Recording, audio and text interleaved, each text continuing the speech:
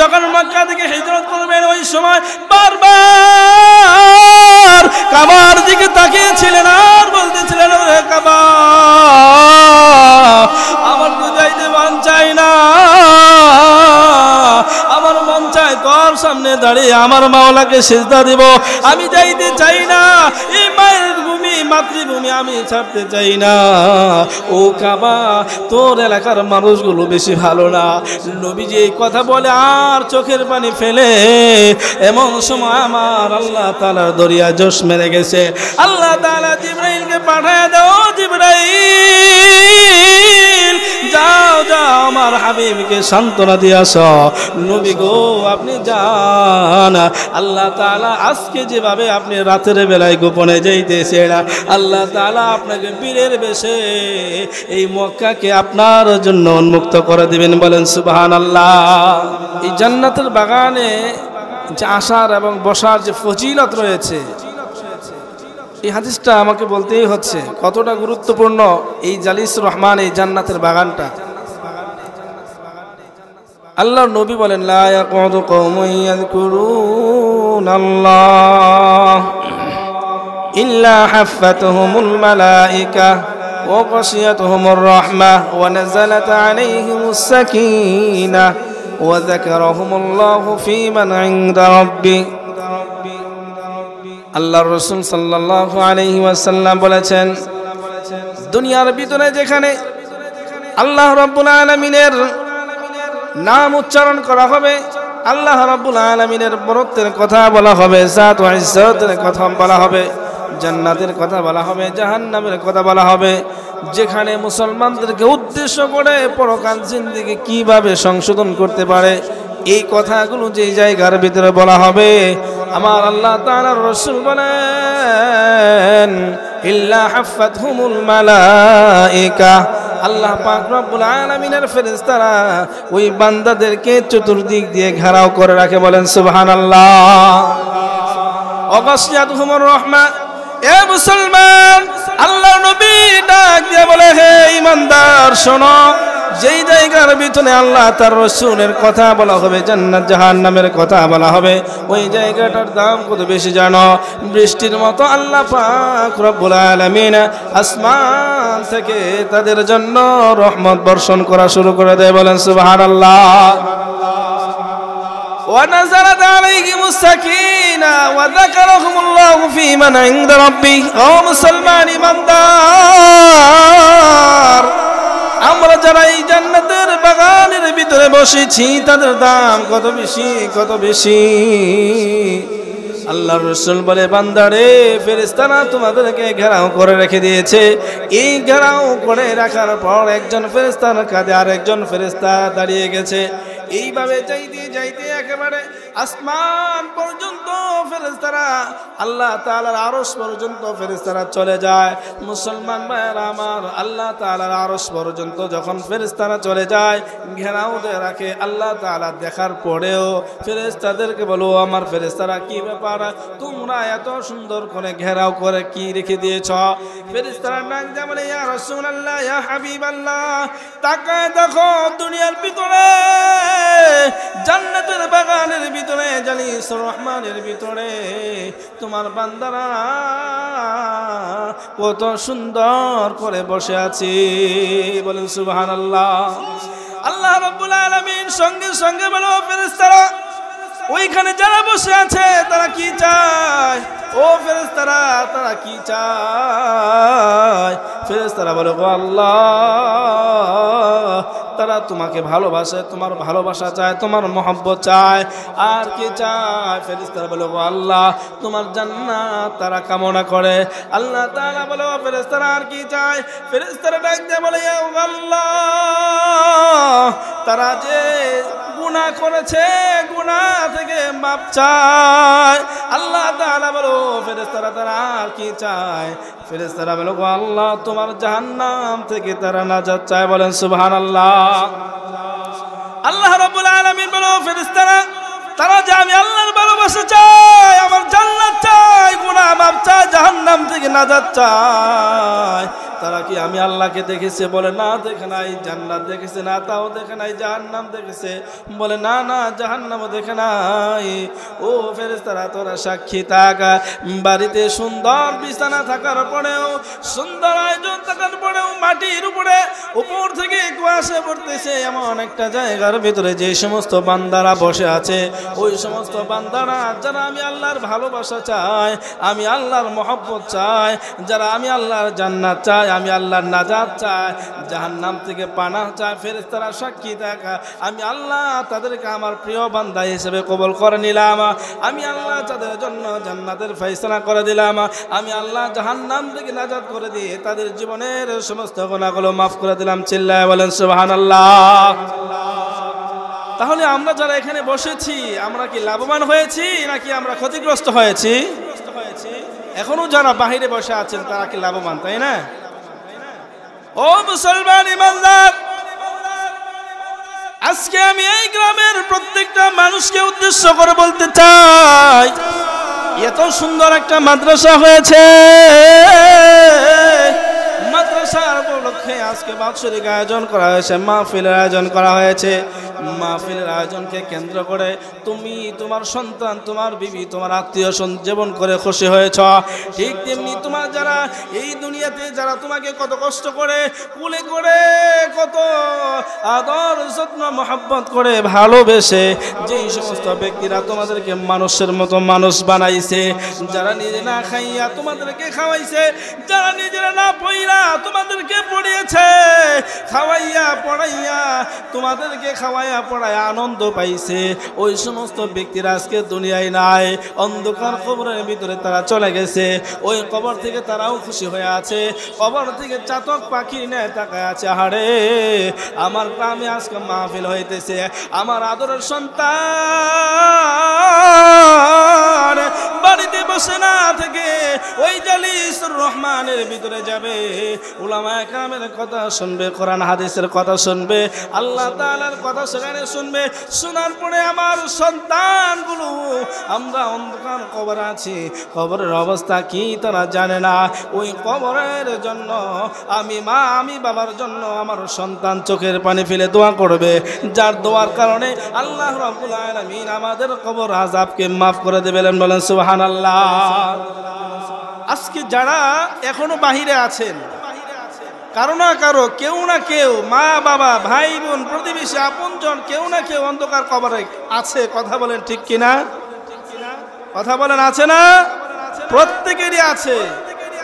এই জন্য তারা সেই অন্ধকার কবর থেকে আমার আপনার দিকে তাকিয়ে আছে। আমার সন্তান ওয়াজ শুনবে, একটু চোখের পানি ফেলে আমার জন্য দোয়া করবে। এই জন্য সম্মানিত হাজিরিন, আমরা এখনো যারা বাহিরে ঘোরাফেরা করতেছি তারা চলে আসি। আল্লাহ তাআলা আমাদেরকে সকলকে জান্নাতের বাগানে আসার এবং বসার তৌফিক দান করুন। সকলে বলে আমিন।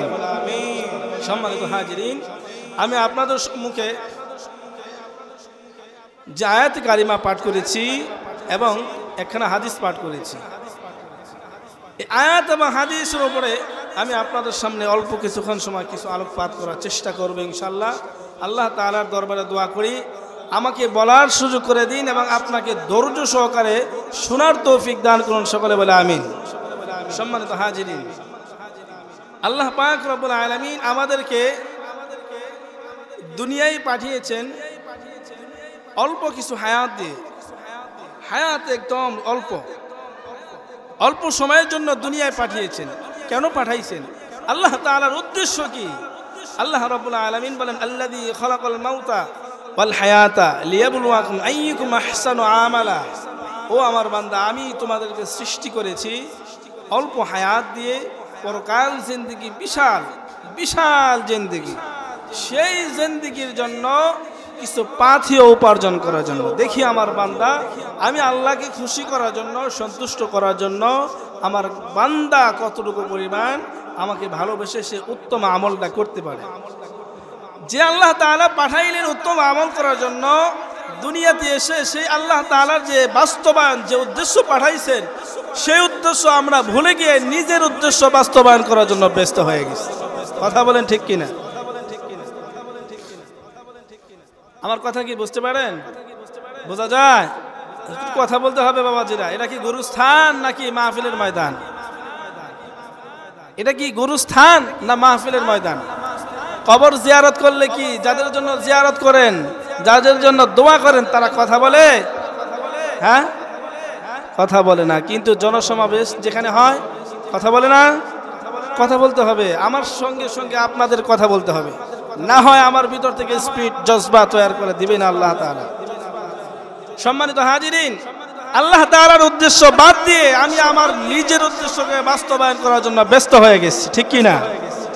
আল্লাহ রাব্বুল আলামিন বলেন, ওয়া ইয আখাযা রাব্বুকা মিন বানি আদামা মিন যুহুরিহিম যুররিয়াতাহুম ওয়া আশহাদাহুম আলা আনফুসিহিম আলাস্তু বিরাব্বিকুম ক্বালু বালা শাহিদনা আন তাকুলু ইয়াওমাল কিয়ামাতি ইন্না কুন্না আন হাযা গাফিলিন।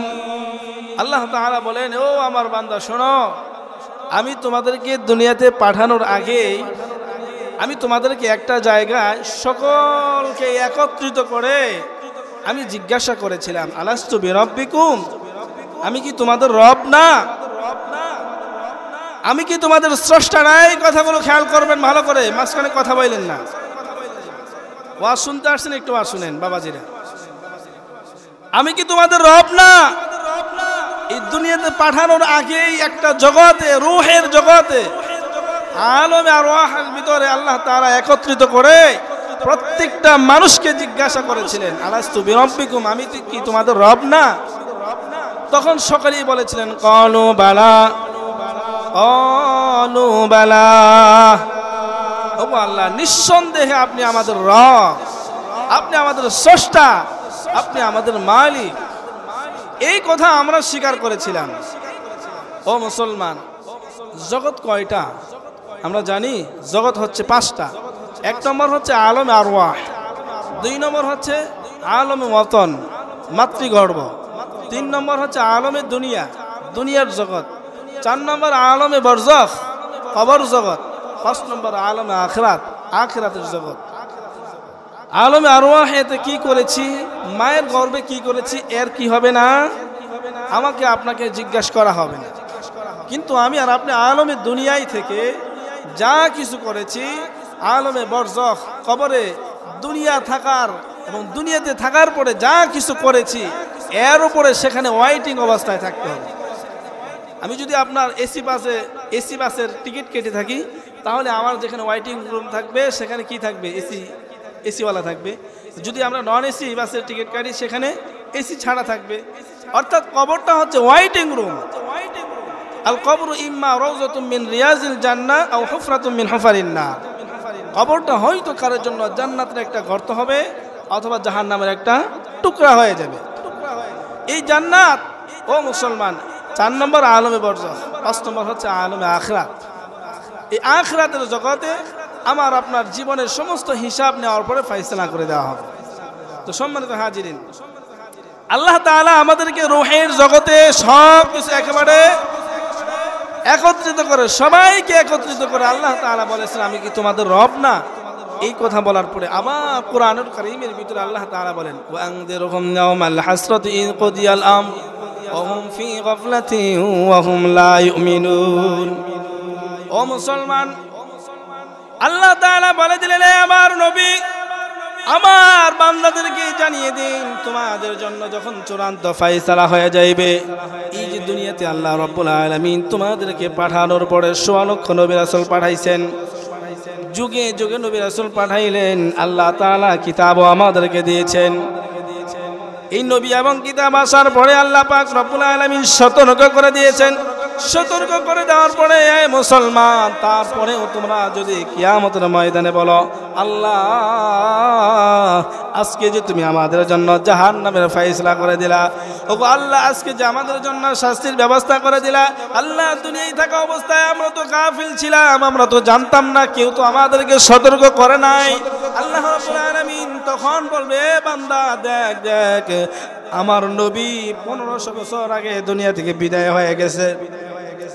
ওই জামানায় নবীরা ছিলেন, অনেক নবী একসঙ্গেই ছিলেন, কিন্তু থাকার পরেও আমাদের নবী আসার পরে আর কোন নবী আসে নাই।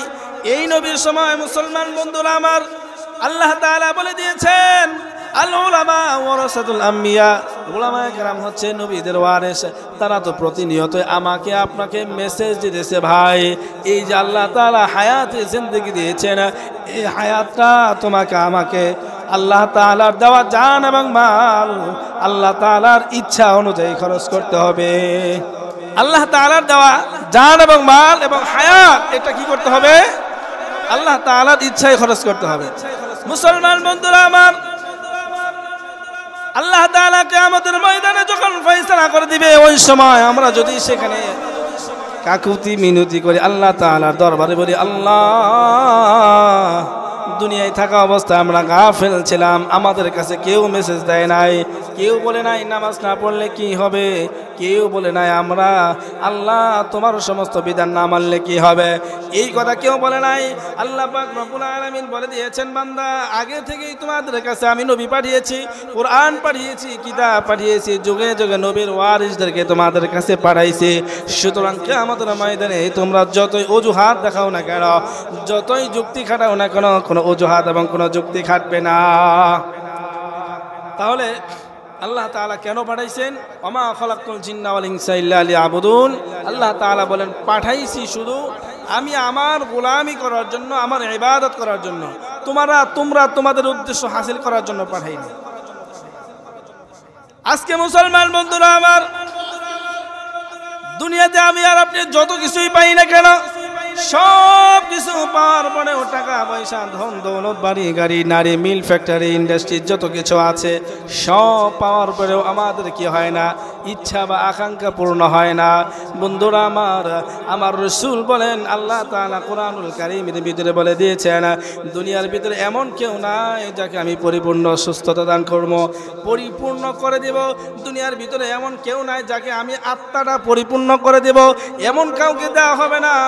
তোমাকে আমাকে একেবারে পরিপূর্ণ করে দেওয়া হবে জান্নাতের ভিতরে যাওয়ার পরে। বন্ধুরা আমার, এই জন্য দুনিয়াতে যারা টাকাওয়ালা হয়েছে, টাকা ছেড়ে দুনিয়া থেকে যাইতে হয়েছে, যারা বাড়িওয়ালা হয়েছে, বাড়ি ছেড়ে দুনিয়া থেকে যাইতে হয়েছে। দুনিয়ায় যে যত কিছু চেয়েছে আমার আল্লাহ তাআলা তাই দিয়েছেন, কিন্তু একটা সময় সব কিছু ছেড়ে চলে যাইতে হয়েছে। ও মুসলমান, তোমার আমার স্থায়ী হিসাবে কি? আল্লাহ তাআলা বলেন তোমার সঙ্গে কি যাবে? ওয়াবুদ রাব্বাকা হাত্তা ইয়াতিয়াকাল ইয়াকিন। তোমাকে ইবাদত করতে হবে মৃত্যু নিশ্চিত হওয়ার আগ পর্যন্ত। মৃত্যু আগ পর্যন্ত যদি তুমি নিয়ামতের আল্লাহ তাআলার যে বিধান আছে, বিধান অনুযায়ী যদি কাজ করতে পারো, তাহলে এই নিয়ামত, এই বিধান, এই ইবাদত তোমাকে কবর থেকে জান্নাত পর্যন্ত পৌঁছায় দেবে। বলেন সুবহানাল্লাহ। ইবাদত ছাড়া কোনো উপায় নাই, ইবাদত করতে হবে। মুসলমান, আমরা মুসলমান, ঠিক কি না? মুসলমান কিভাবে হয়েছি? দুইটা শর্তের কারণে। একটা হলো ইন্নাল্লাযীনা আমানু, ইমানদারের কারণে। ইমান এটা কি করতে হয়? কালিমা লা ইলাহা ইল্লাল্লাহ পড়তে হয়। ইকরার বিল লিসান, তাসদীক বিল জিনান, আমালুল বিল আরকান। এই কালিমা পড়ার পরে মুসলমান হয়। এই কালিমা পড়লেই কি হয় না? এই কথাগুলো বললে তো আপনারা মনে করবেন যে হুজুরে কি কয় বুঝি না। আসলে দরকার তো এটাই, আমরা তো অন্য কিছু শুনতে চাই। আরে মুসলমান, কালিমা পড়ার পরে আমার আর ইচ্ছা অনুযায়ী, ইচ্ছাধীন কোনো কাজ করা যাবে না। কালিমা পড়ার পরে আমার সমস্ত কাজ, সমস্ত কর্ম, সমস্ত বিষয়, সব কিছু একমাত্র আল্লাহ তাআলার বিধান, শরীয়ত মোতাবেক করতে হবে। শরীয়তের বাহিরে কিছুই করা যাবে না। ও মুসলমান বন্ধুরা আমার, এক নম্বর হলো ইমানদার হতে হবে। কেমন ইমানদার হবে? আমার আল্লাহ তাআলা বলেন আমিনু কামা আমানান নাস। আমরা তো ইমানদার হয়েছি আর সাহাবায়ে কেরাম ঈমান এনেছেন। ও ও মুসলমান, ইমানদার হওয়া আর ঈমান গ্রহণ করা এক রকম না, দুইটা ভিন্ন জিনিস। বন্ধুরা আমার, সাহাবা একরাম রিদওয়ানুল্লাহি আলাইহিম আজমাইন ইমানদার হওয়ার কারণে তাদের অনেক জুলুম, অনেক অত্যাচার, কষ্ট সহ্য করতে হয়েছে। এমনকি শুধু সাহাবা একরামকে না, আল্লাহ তাআলার রাসূল যাদেরকে আল্লাহ তাআলা দুনিয়ায় পাঠিয়েছেন, প্রত্যেকটা নবীরা পর্যন্ত ঈমানের কারণে, ঈমানের কথা বলার কারণে প্রত্যেকটা নবীকে কষ্ট করতে হয়েছে, প্রত্যেকটা নবীকে রক্ত ঝরাইতে হয়েছে, দেশ থেকে দেশান্তর হিজরত করতে হয়েছে। মুসলমান বন্ধুরা আমার, পয়গম্বর ইব্রাহিম উনি ঈমানের কথা বলার কারণে ইব্রাহিম নবীকে নমরুদ আগুনের ভিতরে ফেলে দিয়েছিল। ঈমানের উপরে থাকার কারণে নমরুদ ইব্রাহিম নবীকে দেশ থেকে বহিষ্কার করে দিয়েছিল। বন্ধুরা আমার, জাকারিয়া পয়গম্বর ইসলামের কথা বলার কারণে, ঈমানের কথা বলার কারণে কাফের মুশরিক বেঈমানরা তাকে ডাইরেক্ট শরীরের উপর দিয়ে করাত চালিয়ে দিয়েছিল।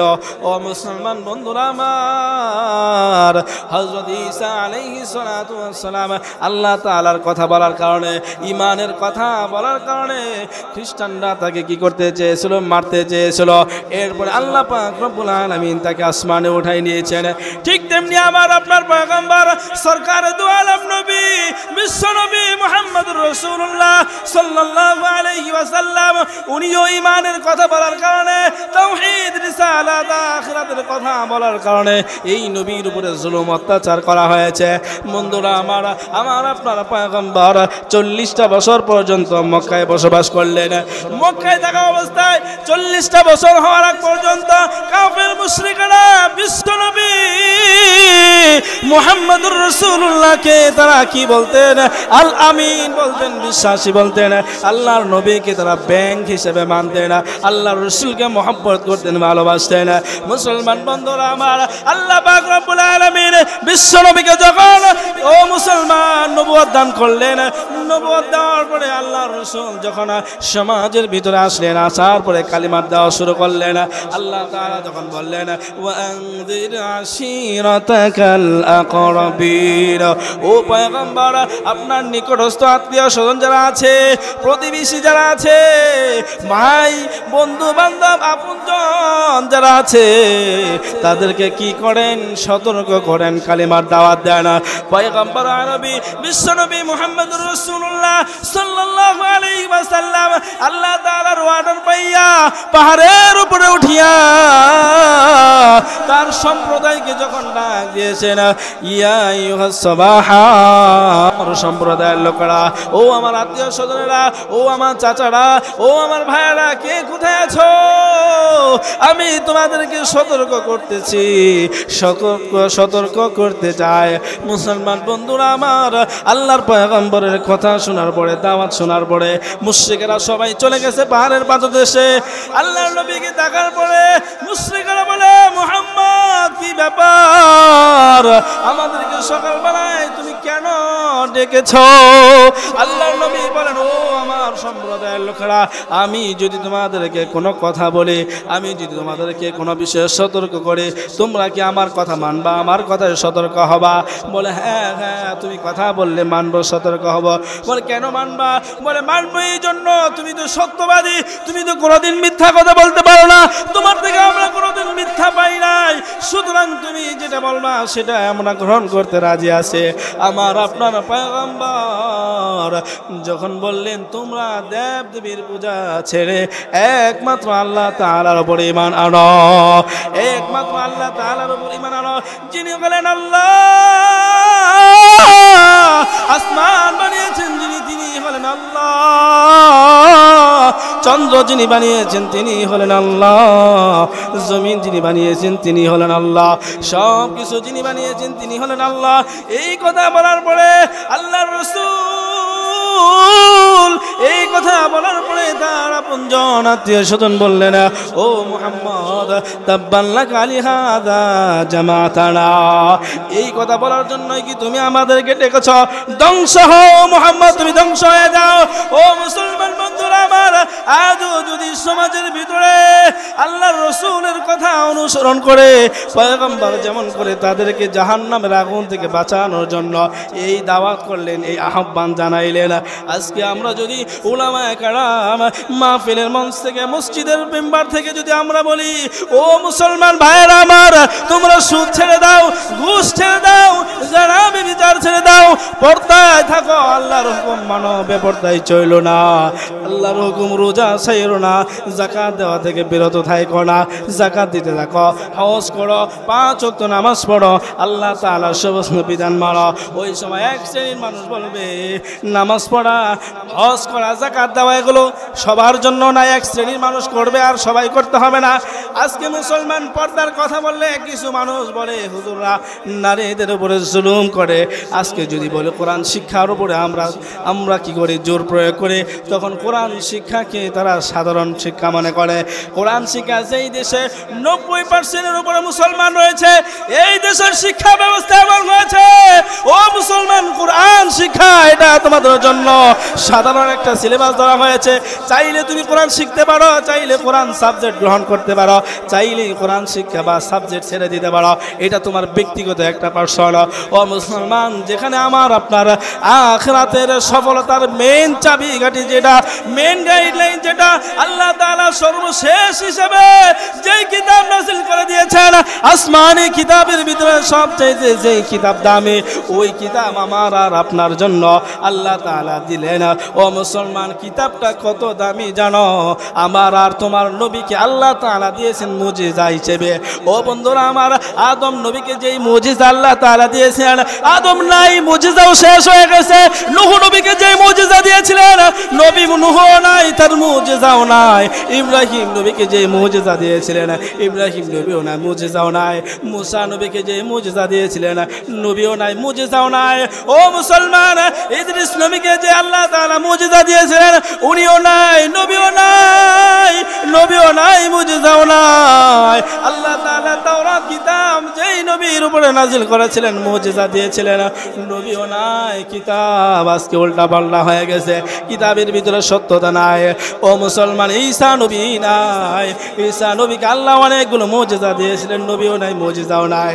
ঈসা নবীকে আল্লাহ তাআলা ইনজিল দিয়েছিলেন, এই ইনজিল ব্যক্তিগতভাবে মন যেটা চায় সেই অনুযায়ী ইনজিল তারা রূপায়ণ করে নিয়েছে।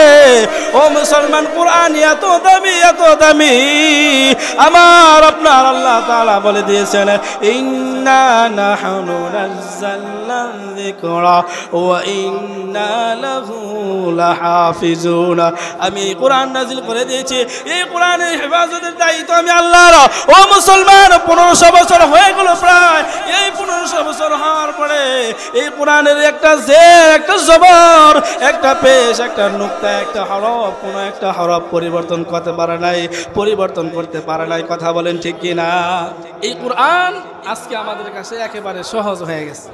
কোরআনকে আমরা মূল্যায়ন করি না।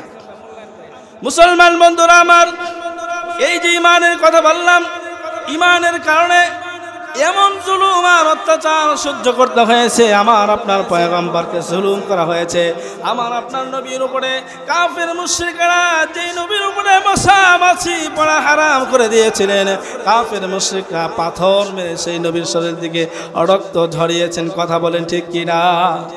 যেই নবীর উপরে মশামাছি পড়া হারাম করে দিয়েছিলেন, ওই নবীর এই ঈমানের কথা বলার কারণে, তাওহীদের কথা বলার কারণে নবীর দান শহীদ করতে হয়েছে। ও মুসলমান, যেই নবীর জন্য এই গোটা পৃথিবী এবং যত কিছু আছে, এই ভুবন সব কিছু সাজিয়েছেন যেই নবীর জন্য, যেই নবীর ছিলেন সব কিছু সৃষ্টি করলেন আল্লাহ তাআলা, যেই নবীর আকর্ষণে সব কিছু বানাইলেন, ওই নবী তার মাতৃভূমি শুধু ঈমানদার হওয়ার কারণে, তাওহীদের কথা বলার কারণে, একমাত্র আল্লাহ তাআলার কথা বলার কারণে নবী আমার মক্কা থেকে হিজরত করে, মাতৃগর্ভ হিজরত করে সেখান থেকে চলে যাইতে হয়েছে। আল্লাহর নবী যখন মক্কা থেকে হিজরত করবেন, ওই সময় বারবার কাবার দিকে তাকিয়েছিলেন আর বলতেছিলেন, ওরে কাবা, আমার তো যাইতে মন চাই না, আমার মন চায় তোর সামনে দাঁড়িয়ে আমার মাওলাকে সিজদা দিব। আমি যাইতে চাই না, এই মায়ের ভূমি মাতৃভূমি আমি ছাড়তে চাই না। ও কাবা, তোর এলাকার মানুষগুলো বেশি ভালো না। নবীজি এই কথা বলে আর চোখের পানি ফেলে এমন সময় আমার আল্লাহ তাআলার দরিয়া জোশ মেরে গেছে।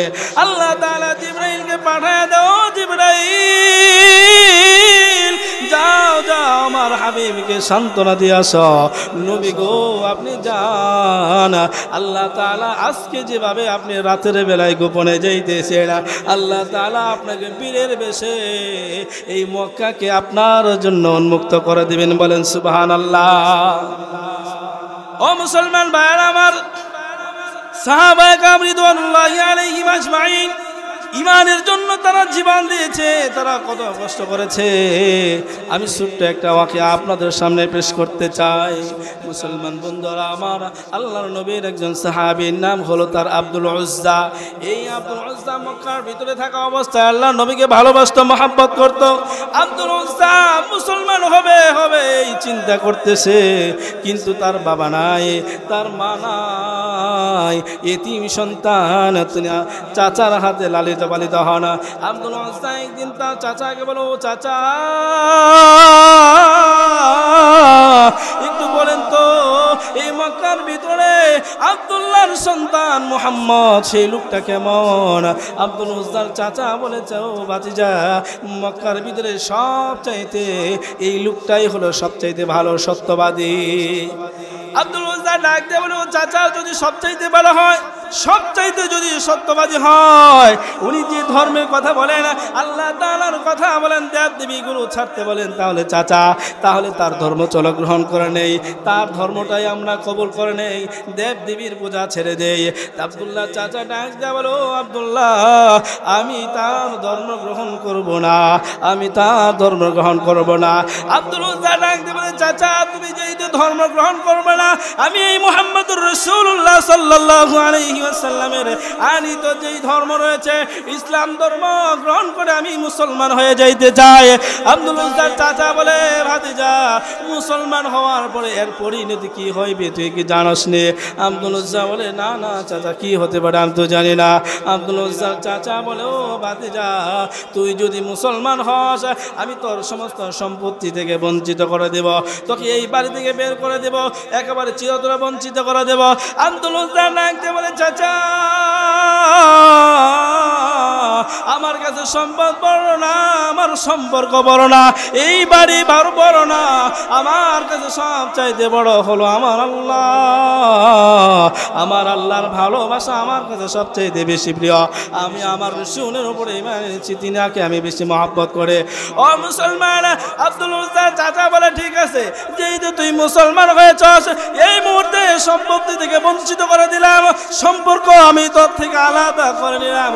ওরে আব্দুল উজ্জা, তোর পরে যে কাপড়গুলো আছে কাপড়গুলো তো আমি কিনে দিয়েছি, দে দে দে এই কাপড়গুলো খুলে দে। আব্দুল উজ্জার সাথে সাথে কাপড়গুলো খুলে দিয়েছে। আব্দুল উজ্জার চাচা বলে, আব্দুল উজ্জা শোন, তোর পরনে যে লুঙ্গি আছে কাপড় আছে এটাও তো আমার কেনা, এটাও তো আমার টাকায় কিনে দেওয়া হয়েছে, এ আব্দুল উজ্জা এই লুঙ্গিটাও খুলে দে। আব্দুল উজ্জা বলে, চাচা এটা তো লজ্জাস্কর বিষয়, এটা তো লজ্জার ব্যাপার। ও মুসলমান, আব্দুল উজ্জা বলে, চাচা এটা পরবর্তী কোনো সময় তোমাকে দিয়ে দেওয়া হবে। আব্দুল উজ্জার চাচা বলে, এ আব্দুল উজ্জা তোর কাছে যদি লজ্জা হয় ঈমান ছেড়ে দে, আর যদি ঈমান বড় হয় এই কাপড়টা তুই খুলে দে। ও মুসলমান, এই কথা বলার পরে আব্দুল উজ্জার চাচা টান মেরে তার লুঙ্গিটা খুলে ফেলেছে। আব্দুল উজ্জা দৌড়ে তার সৎমার কাছে গেছে, বাড়িতে গিয়ে বলে, মা আমাকে ছোট্ট একটা কাপড় দাও মা, আমি আর এই মক্কায় থাকবো না, চলে যাইব। ও মুসলমান, তার মা একটা কাপড় দিয়েছে। মক্কা থেকে হেঁটে হেঁটে 500 কিলোমিটারের উপরে রাস্তা হাইটা হাইটা একেবারে মদিনায় চলে গেছে। মদিনায় যাওয়ার পরে আব্দুল উজ্জা একেবারে নবীজির রওজার সামনে চলে গিয়েছে। এমন সময় আল্লাহ রাসূল ঘর থেকে বের হইয়া দেখে একজন যুবক বিবস্ত্র অবস্থায়, অর্থাৎ একটা কাপড় শুধু, একেবারে শীতের রাত্রি, কঠিন শীত, এমন সময় থরথর করে কাঁপতেছে। ও মুসলমান, পেটটা পিঠের সঙ্গে লেগে গেছে। আল্লাহর নবী দেখার পরে বলে, কি ব্যাপার ও যুবক, তোমার এই অবস্থা কেন? যুবক, তোমার নাম কে? আল্লাহর নবী জিজ্ঞেস করার পরে যুবক ডাকতে বলে, ইয়া রাসূলুল্লাহ, আমি ঈমানদার হয়েছি, আমার নাম ছিল আব্দুল উজ্জা। মক্কায় মাঝে মধ্যে আপনার সঙ্গে সাক্ষাৎ করতাম, আপনার কোরআন তেলাওয়াত শুনতাম, আপনার দাওয়াত গ্রহণ করেছিলাম, প্রকাশ করতে পারি নাই, সুতরাং হিজরত করতে পারি নাই। ও নবী, আমি আমার ইসলামের কথা, এই কালিমার কথা আমি এটা আমার চাচার কাছে বলার পরে আমার চাচা আমাকে বাড়ি থেকে বের করে দিয়েছে, সমস্ত সম্পদ থেকে আমাকে বঞ্চিত করেছে, আমার দেহ থেকে সমস্ত কাপড়গুলো খুলে নিয়েছে। ও আল্লাহর হাবিব, আমি আল্লাহকে এবং আপনার আল্লাহর রসুলকে ভালোবাসার জন্য, আমি ভালোবাসার বহিষ প্রকাশ করার জন্য আমি মক্কা থেকে মদিনায় হিজরত করে চলে আসছি। এরপরে আল্লাহ রসুল ভিতর থেকে আব্দুল উজ্জার জন্য জুব্বা এনে দেন আর বলে, ও আব্দুল উজ্জা, কি করো? এই কাপড়গুলো তুমি পরো। আব্দুল উজ্জা কাপড় পরার পরে আব্দুল উজ্জাকে ওই সময় আল্লাহ তাআলা রসুল নাম রেখে দেয়, উজ্জা বাদ দিয়ে শুধু আব্দুল্লাহ। আব্দুল উজ্জা মানে কি? লাত, উজ্জা, মানাত দেবদেবীর নাম আছে, তার মানে দেবদেবীর সন্তান। ওইখানে আব্দুল উজ্জার নাম শুধু আল্লাহর রসুল রেখে দিলেন আব্দুল্লাহ, তার মানে আল্লাহ তাআলার বান্দা। আল্লাহ রসুল আব্দুল্লাহকে কি করলেন? আসহাবি সুফায় নিয়ে গেলেন, যেখানে আজকে যেমন করে মাদ্রাসা হয়েছে, ওই জামানায় সেখানে মানুষদেরকে কোরআন এবং হাদিস শিক্ষা দেওয়া হতো, সেখানে মানুষগুলো নামাজ শিক্ষা করত। আজকে এত সুন্দর মাদ্রাসা, যেই মাদ্রাসার ভিতরে মা বোনদেরকে নামাজ শিক্ষা দেওয়া হবে, কোরআন শিক্ষা দেওয়া হবে, দৈনন্দিন জীবনে কিভাবে চলবে, মা বাবার আদর্শ, স্বামীর খেদমত, তার নিজের পর্দাবসিতা, তার পরকাল জিন্দেগি কিভাবে সুন্দর হয়, সংশোধন হয়, এই বিষয়গুলো এই মাদ্রাসা থেকে শিক্ষা দেওয়া হয়। ঠিক ওই আসহাবি সুফারই একটা আদল এখানে একটা মাদ্রাসা। এই জন্য আমার আপনার যাদের সন্তান রয়েছে, মেয়ে আছে, নাতিনুতনি আছে, সন্তানগুলোকে দিনী শিক্ষায় শিক্ষিত করার জন্য, সন্তানগুলোর ভবিষ্যৎ জীবন, পরকাল জিন্দেগি সুখের এবং শান্তির হওয়ার জন্য, সফল হওয়ার জন্য আমরা আমাদের প্রত্যেকের সন্তানগুলোকে মাদ্রাসায় দিব ইনশাআল্লাহ। রাজি আছি তো? রাজি নাই আপনারা? হ্যাঁ, রাজি নাই? বলেন ইনশাআল্লাহ রাজি আছি। ও মুসলমান বন্ধুরা আমার, আব্দুল উজ্জাকে আল্লাহর রাসূল আসহাবে সুফায় রেখে আসার পর রাতের বেলায় আব্দুল উজ্জা জোরে জোরে কোরআন তেলাওয়াত করে, জোরে জোরে যখন কোরআন তেলাওয়াত করতেছে, পরদিন সাহাবায়ে কেরাম আল্লাহর রাসূলের কাছে নালিশ করে, ও আল্লাহর নবী, আপনি কাকে এখানে রেখে গেলেন, যার এত জোরে জোরে কোরআন তেলাওয়াতের কারণে আমরা ঘুমাইতে পারি না? আল্লাহর নবী ডাকতে বলো, ও আমার সাহাবীরা শোনো, এই যে তাকে আমি রেখে গিয়েছি, ঈমান আনার কারণে তার কত কষ্ট হয়েছে জানো? ঈমানদার হওয়ার কারণে সব থেকে বঞ্চিত করা দেওয়া হয়েছে। অনেক বড় লোক মানুষের সন্তান ছিল আব্দুল উজ্জা, সমস্ত সম্পত্তি থেকে বঞ্চিত করা হয়েছে, ঘর থেকে বের করে দেওয়া হয়েছে, এমনকি তাকে একেবারে উলঙ্গ করে, বিবস্ত্র করে ঘর থেকে বের করে দেওয়া হয়েছে। তার ঈমানি শক্তি অনেক বেশি, মক্কা থেকে লাগাতার হিজরত করে মদিনায় চলে আসছে। ক্ষুধার যন্ত্রণা সহ্য করতে পারে নাই, কেউ খাবার দেয় নাই, তার পেটটা একেবারে পেটের সঙ্গে লেগে গিয়েছিল। ওর ঈমানি জজবা অনেক বেশি, অনেক বেশি। আব্দুল উজ্জা কোরআন তেলাওয়াত করে আর বলে, আহারে আহারে, আমি কেন আগে থেকে মুসলমান হইলাম না, এই কোরআন কেন আগে থেকে তেলাওয়াত করতে জানতাম না? ও মুসলমান বন্ধুরা আমার, এই আব্দুল উজ্জা কোরআন তেলাওয়াত করে, কোরআন তেলাওয়াত করে আল্লাহ রাসূলের প্রিয় একজন সাহাবী আব্দুল উজ্জা হঠাৎ করে একদিন অসুস্থ হয়ে গেলেন। যুদ্ধের ময়দানে যাবেন, হঠাৎ করে একদিন অসুস্থ হয়ে গেলেন। এই অসুস্থ হয়ে যাওয়ার পরে বন্ধুরা আমার, আব্দুল উজ্জা কি হয়ে গেল? মৃত্যু হয়ে গেল। মৃত্যু হয়ে যাওয়ার পরে আল্লাহ রাসূল বলতেছে, ও সাহাবীরা শুনো, এই আব্দুল উজ্জাকে সুন্দর করে ধোয়াইতে হবে, একে যখন কবরে নামাইবা আমি সঙ্গে থাকবো। আল্লাহ রাসূল আব্দুল উজ্জার জানাজা পড়িয়েছেন। এই আব্দুল্লাহর জানাজা আল্লাহ রাসূল নিজে পড়িয়েছেন। আব্দুল্লাহর কবরে আল্লাহর রাসূল নিজে নেমেছেন। নিজে নামার পরে ও মুসলমান, কবরের ভিতরে নামার পড়ে আল্লাহর রাসূল আল্লাহ তাআলার কাছে দোয়া করে, আল্লাহ ও আল্লাহ, আমি আব্দুল্লাহর উপরে খুশি আছি, সন্তুষ্ট আছি। আল্লাহ তুমি কি হয়ে যাও, এই আব্দুল্লাহর উপরে খুশি এবং সন্তুষ্ট হয়ে যাও। এই কথা বলার পরে বন্ধুরা আমার সাহাবায়ে কেরাম ছিল অনেকজন।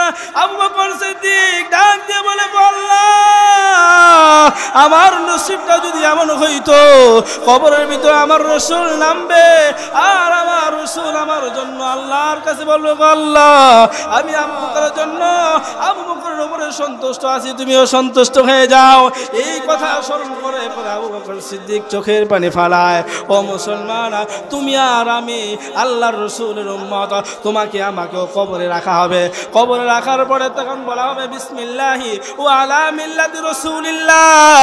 তুমি সারা জীবন ভর জিন্দা থাকা অবস্থায়, ক্ষমতা থাকা অবস্থায়, শক্তি থাকা অবস্থায় তুমি আল্লাহর রাসূলের এই দিনের জন্য কিছুই করলা না, আল্লাহর রাসূলের বিধান মানলা না, আল্লাহর রাসূলের তরিকা অনুযায়ী চললা না।